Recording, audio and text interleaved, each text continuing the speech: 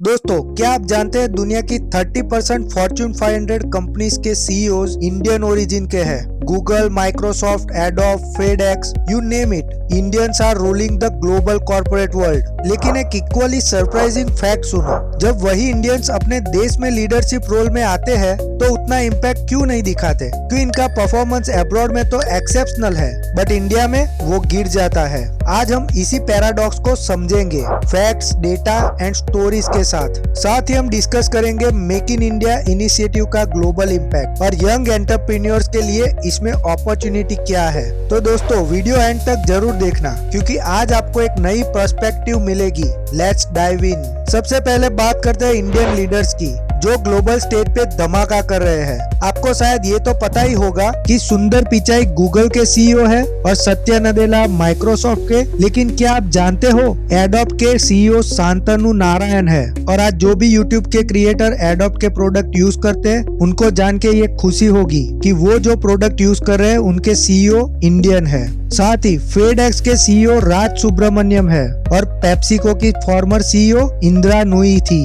एक और surprising data सुनो, अमेरिका में जो भी टॉप 2% हाई इनकम अर्नर्स है इनमें से एक सिग्निफिकेंट पॉपुलेशन इंडियंस की है। ये सब कैसे पॉसिबल हुआ? इसमें कुछ यूनिक फैक्टर्स काम करते हैं जो सिर्फ इंडियंस में ही दिखते हैं। सबसे पहला है एजुकेशनल एक्सीलेंस। आईआईटी और आईआईएम जैसे इंस्टीट्यूट ने वर्ल्ड क्लास लीडर बनाए हैं और यही नहीं, हार्वर्ड और स्टैनफोर्ड में भी इंडियंस का सिग्निफिकेंट रिप्रेजेंटेशन है। दूसरा है एडॉप्टेबिलिटी। इंडिया में डाइवर्सिटी के बीच बड़े होने की वजह से इंडियंस नेचुरली मल्टीकल्चरल टीम्स को हैंडल कर सकते हैं जो फॉरेनर्स नहीं कर पाते। और तीसरा है resilience and hustle. Indian leaders her situation में प्रॉब्लम सॉल्विंग सॉल्यूशन निकालते हैं क्योंकि स्ट्रगल उनके डीएनए में है। इंडिया का बच्चा जुगाड़ू माइंडसेट से ही बड़ा होता है। एक और फैक्ट जो शायद आपको पता नहीं होगा, इंडियन सिर्फ सीईओज नहीं, नासा के साइंटिस्ट और सिलिकॉन वैली के टेक इनोवेटर्स में भी टॉप कंट्रीब्यूट करते हैं। सिलिकॉन वैली के स्टार्टअप में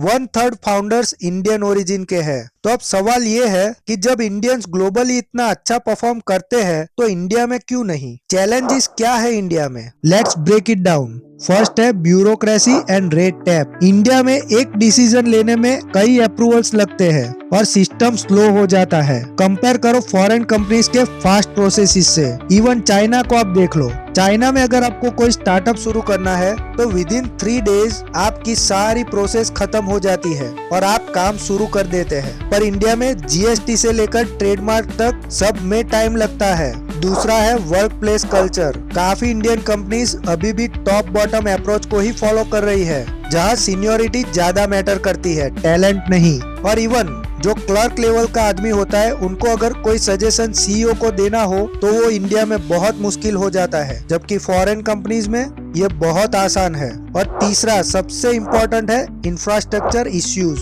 और यहाँ पे सिर्फ लॉजिस्टिक की बात नहीं हो रही है बल्कि rail network, electricity network, airports, इन सभी में बहुत ज्यादा डेवलपमेंट की जरूरत है और इंडिया में ये चीज बहुत बड़ा गैप बना देती है। और चौथा है नेपोटिज्म, क्योंकि इंडिया में टैलेंट के ऊपर कनेक्शन ज्यादा वेट करता है। ये एक रीजन है कि कई टैलेंटेड इंडियंस अब्रॉड जाके अपना बेस्ट दिखाते हैं, पर इंडिया में ये पॉसिबल नहीं है क्योंकि यहाँ पे सिर्फ पैसा और टैलेंट मैटर नहीं करता, कनेक्शन भी बहुत ज्यादा मैटर करते हैं। और यहाँ पे मैं बात कर रहा हूँ पॉलिटिकल कनेक्शन की। अगर आप छोटा मोटा बिजनेस स्टार्ट करेंगे तो कोई प्रॉब्लम नहीं, पर अगर आपको बड़ा बिजनेस करना है तो पॉलिटिकल कनेक्शन भी बहुत ज्यादा जरूरी बन जाते हैं। अब मैं आपको एक और फैक्ट सुनाता हूँ। इंडिया में हर साल 2 लाख स्किल्ड प्रोफेशनल माइग्रेट कर जाते हैं फॉर बेटर अपॉर्चुनिटीज। इस ब्रेन ड्रेन का डायरेक्ट इम्पैक्ट देश की इकोनॉमी और इनोवेशन पे पड़ता है। पर दोस्तों, अब पिक्चर बदल रही है। इंडिया का मेक इन इंडिया इनिशिएटिव जो 2014 में लॉन्च हुआ था अब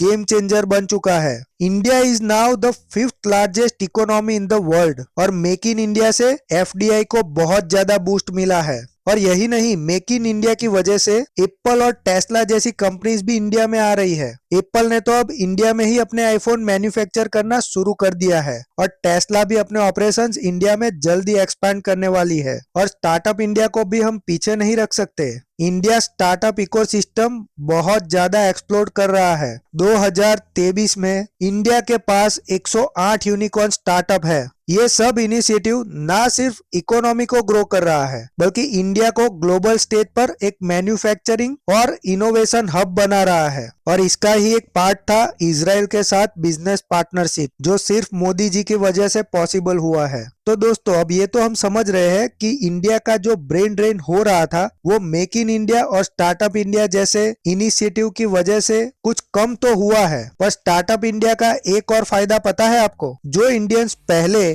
अपॉर्चुनिटी को ढूंढने के लिए बाहर जा रहे थे और वहाँ पे सक्सेसफुल एंटरप्रेन्योर बन चुके थे, वो अभी धीरे धीरे इंडिया में आ रहे हैं। और सिर्फ वो लोग पैसा नहीं ला रहे हैं, अपना नॉलेज भी इंडिया में ला रहे हैं। और इसका फायदा डायरेक्टली यंग इंडियंस को होगा, क्योंकि इंडियंस बॉर्न लीडर होते हैं। क्योंकि इंडियंस डाइवर्सिटी ट्रेनिंग बर्थ से ही ले लेते हैं। एक देश जहाँ पे 28 स्टेट, 22 ऑफिशियल लैंग्वेजेस और काउंटलेस कल्चर है, वहाँ पे एडॉप्ट करना एक स्किल बन जाता है। और इंडिया का गोल्डन पीरियड क्यों चल रहा है? क्योंकि इंडिया में दुनिया का सबसे सस्ता इंटरनेट अवेलेबल है, जिससे सारे इंडियंस में ग्लोबल माइंडसेट बढ़ रहा है। इंडियन डायस्पोरा हर कंटिनेंट में है और इसका डायरेक्ट इम्पैक्ट इंडियंस को हर तरह के एनवायरनमेंट में एक्सेल करना आता है। Do you know Mahatma Gandhi का नॉन वायलेंस लीडरशिप स्टाइल अभी भी हार्वर्ड और स्टैनफोर्ड जैसे यूनिवर्सिटीज में लीडरशिप कोर्सेज में पढ़ाया जाता है। तो अभी टाइम है लीडरशिप क्वालिटी को इम्प्लीमेंट करने का।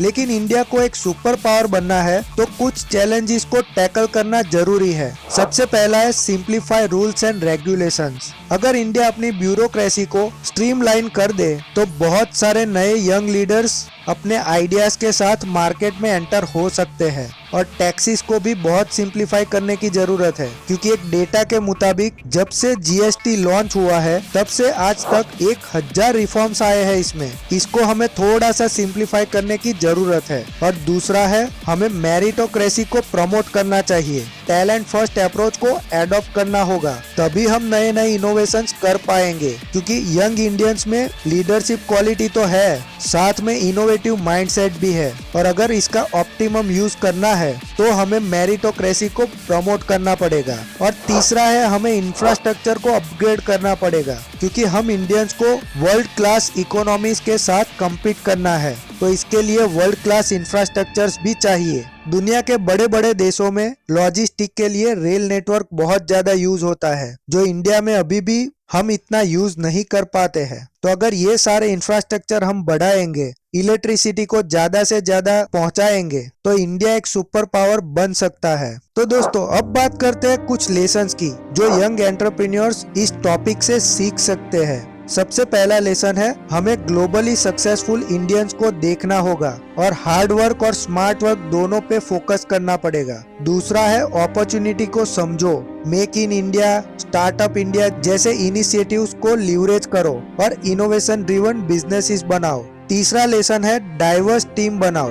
डाइवर्सिटी से नए पर्सपेक्टिव मिलते हैं और वही बिजनेस को ग्रो करते हैं। और चौथा सबसे इम्पोर्टेंट लेसन है नेवर स्टॉप लर्निंग। हर नए चैलेंजेस को एक ग्रोथ अपॉर्चुनिटी समझो। आज भी जो इंडिया में इंफ्रास्ट्रक्चर का प्रॉब्लम है उसे आप अपॉर्चुनिटी की तरह देखो। तो दोस्तों हमारे पास पोटेंशियल है दुनिया को लीड करने का, और ये पोटेंशियल सिर्फ नंबर्स में नहीं माइंडसेट में है। तो अगर ये वीडियो आपको यूजफुल लगा तो लाइक जरूर करें और चैनल को सब्सक्राइब करना ना भूलें, क्योंकि अगला वीडियो बहुत ही इम्पोर्टेंट आने वाला है। तब तक के लिए याद रखो, इंडिया का फ्यूचर आपके हाथ में है। जय हिंद।